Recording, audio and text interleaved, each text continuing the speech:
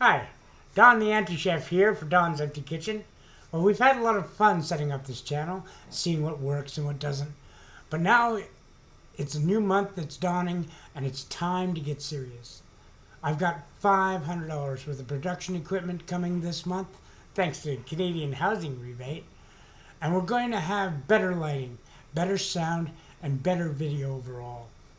So there's no excuse for me not to step up my game. And I couldn't think of a better way than adding a new playlist. This playlist. Grandma's Depression Recipes.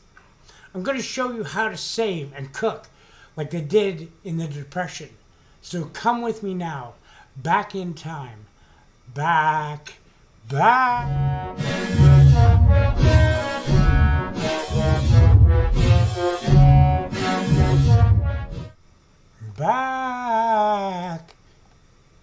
Hey, what happened?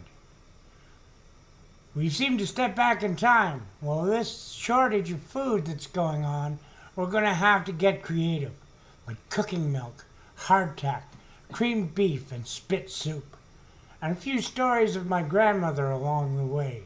We'll be using modern ingredients to make them taste a little better, but still keeping up with the meager ingredients feel and cost.